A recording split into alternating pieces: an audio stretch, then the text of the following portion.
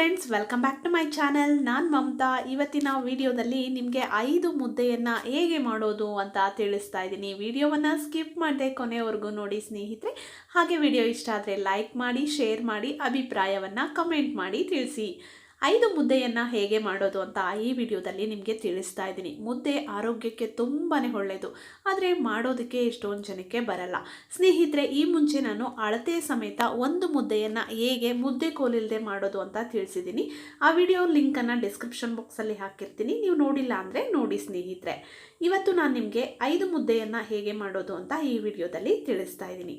ಮುದ್ದೆ ಪಾತ್ರೆಗೆ ನೀರನ್ನು ಹಾಕ್ಕೊಂಡು ನಾವು ಎಷ್ಟು ಮುದ್ದೆ ಮಾಡ್ತಿರ್ತೀವೋ ಅಷ್ಟಕ್ಕೆ ಬೇಕಾದಷ್ಟು ನೀರನ್ನು ಹಾಕ್ಕೊಂಡು ಅದಕ್ಕೆ ಸ್ವಲ್ಪ ರಾಗಿ ಹಿಟ್ಟನ್ನು ಹಾಕಬೇಕು. 1-2 ಟೇಬಲ್ ಸ್ಪೂನ್, 1 ಟೇಬಲ್ ಸ್ಪೂನಷ್ಟು ರಾಗಿ ಹಿಟ್ಟನ್ನು ಹಾಕಿದ್ರೆ ಸಾಕು. ಅಳತೆ ಹೇಗೆ ತೊಗೊಳ್ಳೋದು ಅಂತ ಹೇಳ್ತೀನಿ ಸ್ನೇಹಿತರೆ, ವಿಡಿಯೋವನ್ನು ನೋಡ್ತಾ ಇರಿ. ನೋಡಿ, ಇವಾಗ ರಾಗಿ ಹಿಟ್ಟನ್ನು ಹಾಕ್ತಾಯಿದ್ದೀನಿ. ನಂತರ ಇದಕ್ಕೆ ಸ್ವಲ್ಪ ಉಪ್ಪನ್ನು ಹಾಕ್ಕೊಳ್ಳಿ.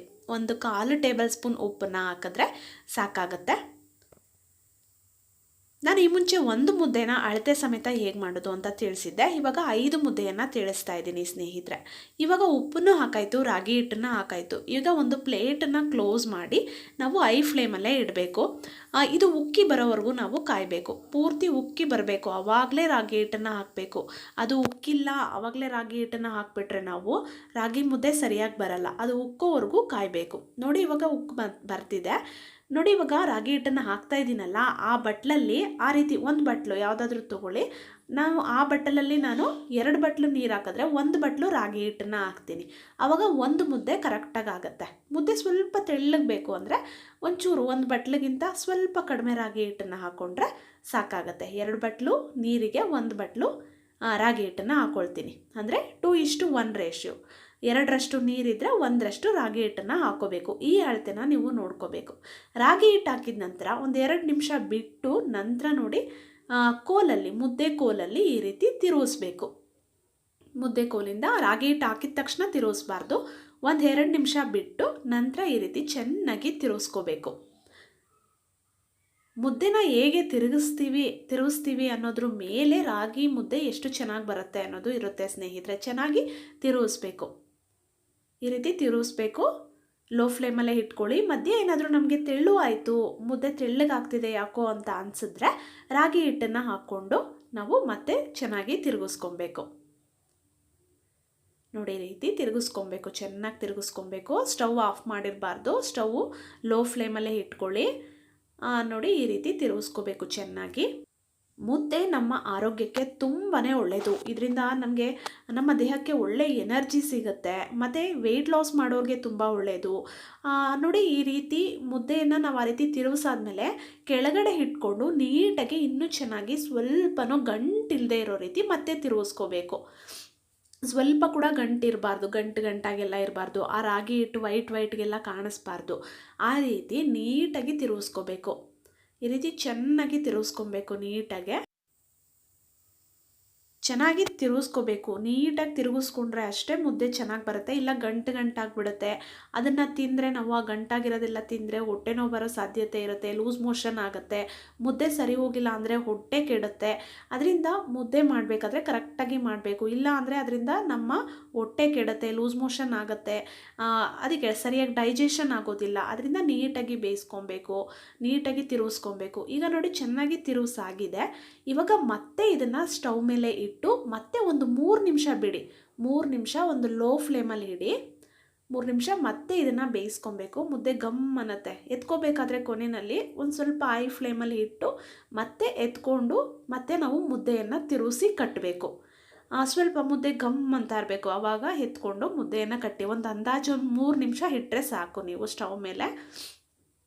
ನೋಡಿ, ಹೀಗೆ ಮತ್ತೆ ತಿರುಗಿಸ್ಕೊಬೇಕು. ಮತ್ತೆ ಎಲ್ಲನೂ ಹೊಂದಿಸ್ಬೇಕು, ಮತ್ತೆ ಎಲ್ಲನೂ ತಿರುಗಿಸ್ಬೇಕು. ಚೆನ್ನಾಗಿ ತಿರುಗಿಸಿ ನಂತರ ನಾವು ಮುದ್ದೆಯನ್ನು ಕಟ್ಟಬೇಕು. ಮುದ್ದೆ ಮುಟ್ಟಿದ್ರೆ ಅಂಟಬಾರ್ದು. ನಾವು ಮುಟ್ಟಿದ್ರೆ ಅಂಟೋ ಥರ ಇರಬಾರ್ದು ಮುದ್ದೆ, ಆವಾಗ ಚೆನ್ನಾಗಿ ಬಂದಿರಲ್ಲ ಅಂತ. ನೋಡಿ, ಇವಾಗ ಮುದ್ದೆ ತುಂಬ ಚೆನ್ನಾಗಿ ಬಂದಿದೆ. ನೋಡಿ, ಈ ರೀತಿ ನಿಮಗೆ ಎಷ್ಟು ಬೇಕೋ ಹಾಕ್ಕೊಂಡು ನಿಮ್ಮ ಮನೆಯಲ್ಲಿ ನೀವು ಎಷ್ಟು ಪ್ರಮಾಣದಲ್ಲಿ ಮುದ್ದೆ ದಪ್ಪ ಕಟ್ತೀರಾ, ಸಣ್ಣ ಕಟ್ತೀರಾ, ಮೀಡಿಯಮ್ಮಾಗಿ ಮುದ್ದೆ ಕಟ್ತೀರಾ ನೋಡಿಕೊಂಡು ನೀವು ಮುದ್ದೆಯನ್ನು ಕಟ್ಬೋದು. ನಮ್ಮ ಮನೆಯಲ್ಲಿ ನಾವಿವಾಗ ಮೀಡಿಯಮ್ಮಾಗಿ ಮುದ್ದೆಯನ್ನು ಕಟ್ತಾಯಿದ್ದೀವಿ. ತುಂಬ ದಪ್ಪನೂ ಇಲ್ಲ, ತುಂಬ ಸಣ್ಣನೂ ಇಲ್ಲ. ನೋಡಿ, ಈ ರೀತಿ ನಿಮಗೆ ದಪ್ಪ ಆಯಿತು ಅಂದರೆ ಬೇಕಿದ್ರೆ ತೆಗೆದು ಅದನ್ನು ಮುದ್ದೆ ಪಾತ್ರೆಗೆ ಹಾಕ್ಬೋದು. ಸ್ವಲ್ಪ ಕೈಗೆ ನೀರನ್ನು ಹಚ್ಕೊಂಡು, ಬಿಸಿ ಇರುತ್ತಲ್ಲ ಮುದ್ದೆ, ಕೈಗೆ ನೀರನ್ನು ಹಚ್ಕೊಂಡು ಈ ರೀತಿ ಚೆನ್ನಾಗಿ ಮುದ್ದೆಯನ್ನು ಕಟ್ಕೊಳ್ಳಿ. ನೋಡಿ ಇವಾಗ ನಾವು ಮಾಡಿರೋ ಈ ಮುದ್ದೆ ಪಾತ್ರೆಯಲ್ಲಿ 5 ಮುದ್ದೆ ಆಗಿದೆ. ಒಟ್ಟು 5 ಮುದ್ದೆ ಕಟ್ಟೋದನ್ನು ನಾನಿವಾಗ ನಿಮ್ಮ ಜೊತೆ ಶೇರ್ ಮಾಡ್ತಾಯಿದ್ದೀನಿ ಸ್ನೇಹಿತರೆ. ಪ್ರತಿದಿನ ಮುದ್ದೆಯನ್ನು ಸೇವಿಸಿದ್ರೆ ತುಂಬಾ ಒಳ್ಳೆಯದು. ಅದರಲ್ಲೂ ಯಾರಿಗೆ ಡಯಾಬಿಟೀಸ್ ಇರುತ್ತೋ ಅಂಥವರು, ಮತ್ತು ಯಾರು ವೆಯ್ಟ್ ಲಾಸ್ ಮಾಡ್ಕೋಬೇಕು ಅಂತಿರ್ತಾರೋ ಅಂಥವರು, ಮತ್ತು ಯಾರು ಹೆವಿ ಹಾರ್ಡ್ ವರ್ಕ್ ಮಾಡ್ತಿರ್ತಾರಲ್ಲ ಅಂಥವರು ಮುದ್ದೆಯನ್ನು ತಿಂದರೆ ಒಳ್ಳೆಯದು. ಇದರಲ್ಲಿ ಸಕ್ಕರೆಯ ಒಂದು ಪ್ರಮಾಣ, ಸಕ್ಕರೆಯ ಅಂಶ ತುಂಬಾ ಕಡಿಮೆ ಇರುತ್ತೆ. ಮತ್ತು ಇದನ್ನು ತಿಂದರೆ ಬೇಗ ಡೈಜೆಷನ್, ಅಂದರೆ ಬೇಗ ನಮಗೆ ಹಸಿವು ಆಗೋದಿಲ್ಲ. ಅದರಿಂದ ತುಂಬ ಹೊತ್ತು ಹೊಟ್ಟೆ ತುಂಬ್ದಾಗೆ ಇರುತ್ತೆ. ಅದರಿಂದ ನಾವು ಹೆಚ್ಚು ಆಹಾರಗಳನ್ನು ಸೇವಿಸೋದಿಲ್ಲ.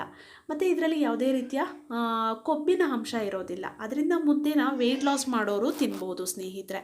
ಮತ್ತು ಇದನ್ನು ತಿಂದರೆ ನಮ್ಮ ದೇಹಕ್ಕೆ ತುಂಬ ಒಳ್ಳೆಯ ಶಕ್ತಿ ಸಿಗುತ್ತೆ. ಅದರಿಂದ ತುಂಬ ಯಾರು ಹಾರ್ಡ್ ವರ್ಕ್ ಮಾಡ್ತಾರೋ, ಹೆಚ್ಚು ಕೆಲಸ ಯಾರು ಮಾಡ್ತಾರೋ ಅಂಥವರು ಮುದ್ದೆಯನ್ನು ತಿನ್ನೋದ್ರಿಂದ ಅವರು ಮಾಡೋವಂಥ ಕೆಲಸಕ್ಕೆ ಅವ್ರಿಗೆ ಶಕ್ತಿ ದೊರೆಯುತ್ತೆ ಸ್ನೇಹಿತರೆ. ಮತ್ತು ಮಕ್ಕಳಿಗೂ ಕೂಡ ಮುದ್ದೆ ತುಂಬಾ ಒಳ್ಳೆಯದು. ಬೆಳೆಯೋ ಮಕ್ಕಳಿಗೂ ಕೊಟ್ಟರೆ ತುಂಬಾ ಒಳ್ಳೆಯದು.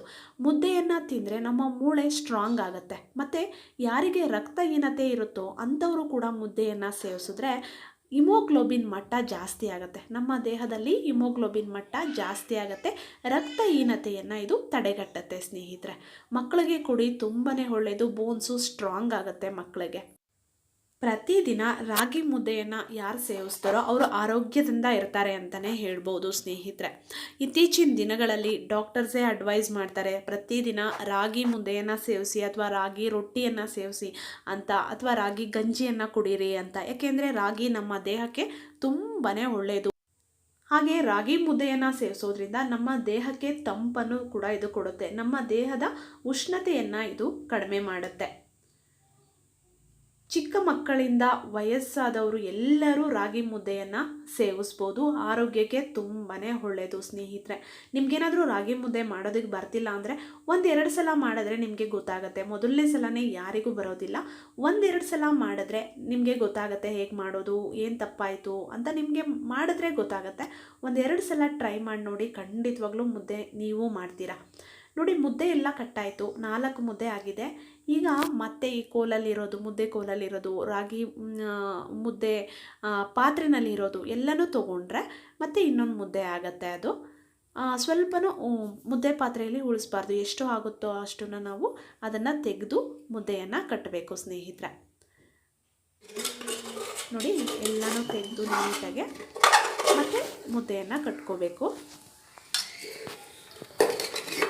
ನಮ್ಮ ಮನೆಯಲ್ಲಿ ಹೇಗೆ ನಾವು ರಾಗಿ ಮುದ್ದೆ ಮಾಡ್ತೀವಿ ಅಂತ ತಿಳಿಸಿದ್ದೀನಿ. ರಾಗಿಯಿಂದ ಏನೆಲ್ಲ ಪ್ರಯೋಜನಗಳು ಸಿಗುತ್ತೆ ಅಂತ ಈ ವಿಡಿಯೋದಲ್ಲಿ ತಿಳಿಸಿದ್ದೀನಿ ಸ್ನೇಹಿತರೆ.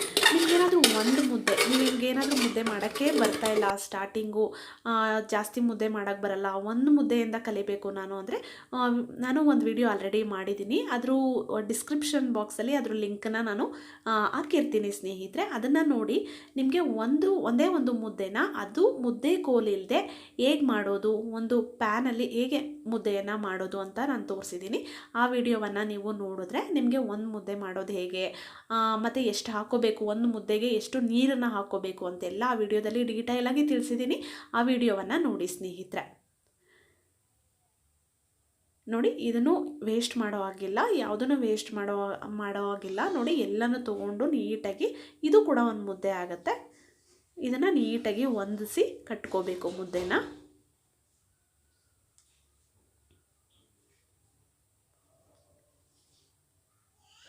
ನೋಡಿ ಈ ರೀತಿ ಕಟ್ಕೊಳ್ಳಿ. ನೋಡಿ ಇವಾಗ ಪೂರ್ತಿ ರಾಗಿ ಮುದ್ದೆ ಕಟ್ಟಿದ್ದು ಎಲ್ಲ ಮುಗ್ದಿದೆ. ಇವಾಗ ಎಲ್ಲನೂ ಕ್ಲೀನ್ ಮಾಡಿ ಎತ್ತಿಟ್ಕೋಬೇಕು. 5 ಮುದ್ದೆಯನ್ನು ಹೇಗೆ ನಾವು ಮುದ್ದೆ ಪಾತ್ರೆಯಲ್ಲಿ ಮುದ್ದೆ ಕೋಲನ್ನು ಬಳಸಿ ಮಾಡಬಹುದು ಅಂತ ಈ ವಿಡಿಯೋದಲ್ಲಿ ತಿಳಿಸಿದ್ದೀನಿ. ಹಾಗೆ ರಾಗಿ ಮುದ್ದೆಯಿಂದ ಏನೆಲ್ಲ ಪ್ರಯೋಜನ ನಮ್ಮ ಆರೋಗ್ಯಕ್ಕೆ ಸಿಗುತ್ತೆ ಅಂತ ಕೂಡ ತಿಳಿಸಿದ್ದೀನಿ ಸ್ನೇಹಿತರೆ. ಮತ್ತು ರಾಗಿ ತಿನ್ನೋದ್ರಿಂದ ನಮ್ಮ ಸ್ಕಿನ್ನಿಗೂ ಕೂಡ ಒಳ್ಳೆಯದು, ನಮ್ಮ ಕೂದಲಿಗೂ ಕೂಡ ಒಳ್ಳೆಯದು. ಯಾರಿಗೆ ಅವರ ಸ್ಕಿನ್ನು ಮತ್ತು ಅವರ ಕೂದಲನ್ನ ಕಾಪಾಡ್ಕೋಬೇಕು ಅಂತಿರುತ್ತೋ ಅಂಥವರು ರಾಗಿ ಮುದ್ದೆಯನ್ನು ಸೇವಿಸಿದ್ರೆ ಕೂಡ ತುಂಬಾ ಒಳ್ಳೆಯದು. ರಾಗಿ ಮುದ್ದೆಯಿಂದ ನಮ್ಮ ದೇಹಕ್ಕೆ ಬೇಕಾದಷ್ಟು ಶಕ್ತಿ ದೊರೆಯುತ್ತೆ ಸ್ನೇಹಿತರೆ. ಈ ವಿಡಿಯೋ ಇಷ್ಟ ಆಗಿದರೆ ದಯವಿಟ್ಟು ಲೈಕ್ ಮಾಡಿ, ಕಮೆಂಟ್ ಮಾಡಿ, ಹಾಗೆ ಈ ವಿಡಿಯೋವನ್ನು ಶೇರ್ ಮಾಡಿ. ಮತ್ತೆ ಒಂದು ಒಳ್ಳೆ ವಿಡಿಯೋ ಜೊತೆ ಮತ್ತೆ ನಿಮ್ಮನ್ನು ಭೇಟಿ ಆಗ್ತೀನಿ. ನೀವಿನ್ನೂ ನನ್ನ ಚಾನಲನ್ನು ಸಬ್ಸ್ಕ್ರೈಬ್ ಮಾಡಿಲ್ಲ ಅಂದರೆ, ಮುಂದೆ ಬರುವಂಥ ನನ್ನ ವೀಡಿಯೋಸ್ನ ನೀವು ನೋಡಬೇಕು ಅಂತಂದರೆ ಈಗಲೇ ನನ್ನ ಚಾನಲನ್ನು ಸಬ್ಸ್ಕ್ರೈಬ್ ಮಾಡ್ಕೊಳ್ಳಿ. Thank you.